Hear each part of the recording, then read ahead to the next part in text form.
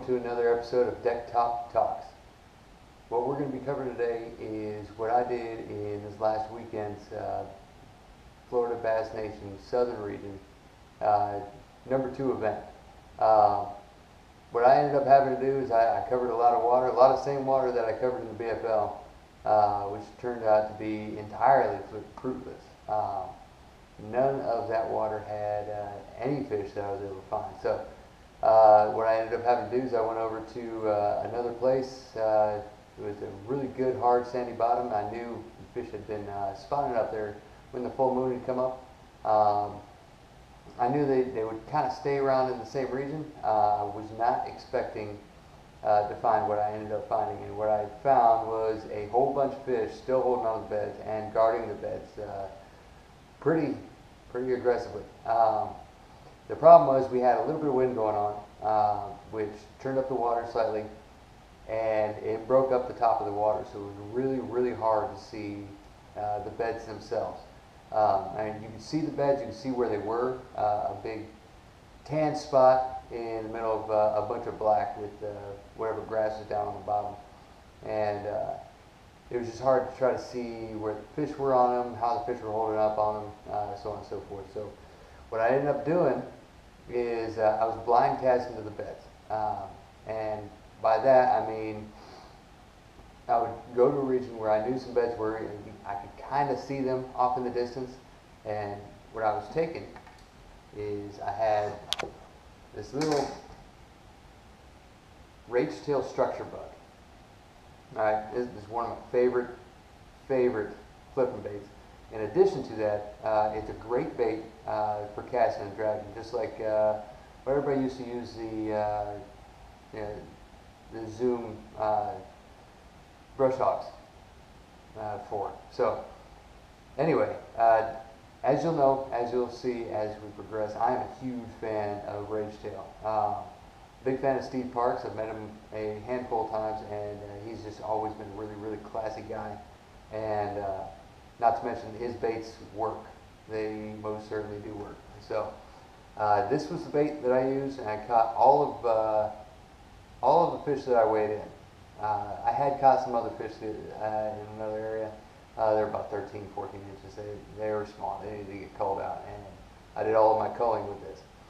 So I had it on a black and blue Strike King structure head. Really a great variation of what originally was the biffle head. And it's basically just a skirtless jig with a free-floating hook that lets it go all around. I find it to be a very versatile jig head and very versatile. So what I would do is I would cast it way past where the beds were, and I would kind of just hop it along until I could feel a difference in the bottom. You could definitely feel essentially the same feel that you would have on a shell bed as soon as you started hitting the beds. And then as soon as it was on the bed, I would just start inching it and barely moving. The hard part about doing what I was doing, which I call blind casting the beds, is that you can't see how the fish are reacting to it. That's one of the best things about sight fishing, is you can see how the fish are reacting to it.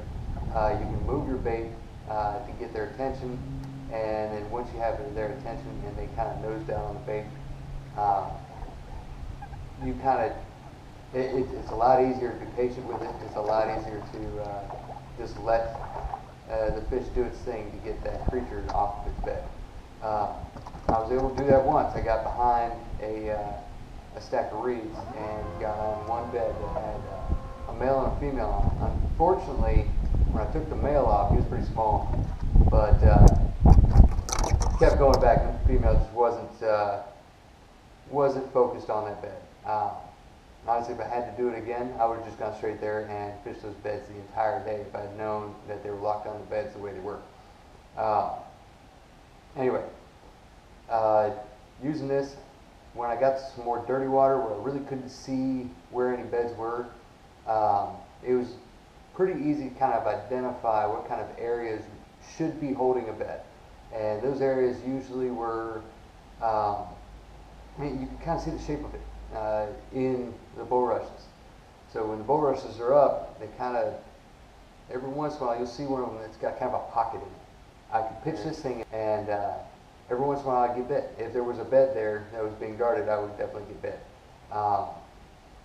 It's slow and tedious. You got to pitch in, kind of shake it a couple times, shake it a couple more times. They're not going to hit it right away. Remember, it's bed fishing, and if you've ever done sight fishing on a bed, it takes a couple times to entice that fish into biting, and it's no different in a little bit rough, dirty water. Let me rephrase that. It is slightly different. They're slightly more aggressive because they can't see the bait all that well either. All they know is something's crawling on their bed. So I think this is the perfect time for all y'all. It's the end of February. Down here in Florida, we still have a couple waves of spawns coming up, but I believe that they're probably going to be the smaller fish coming up to spawn. However, for you guys in the rest of the country, your first wave is about to come up, and usually the first wave has the bigger fish. So if you can use this video and use this deck top talk to increase your bed fishing and your ability to catch them during the spawn, during a full moon when everything else is tough, I think that you're going to do great. You might even catch fish of a lifetime doing exactly what you see here. So enjoy the video, enjoy what you see, and come back and give us a like, subscribe to our channel, and follow us for a lot more great content, especially as we start getting into the post-spawn and chasing those post-spawn fish. Lucky for you, we're down here in Florida. We're going to be doing everything that you should be doing post-spawn at least a month prior to you. So you can sit here, watch our videos, and learn from them and apply them as soon as post-spawn happens for you. So, thank you. Good night. Deck Talk Talks. And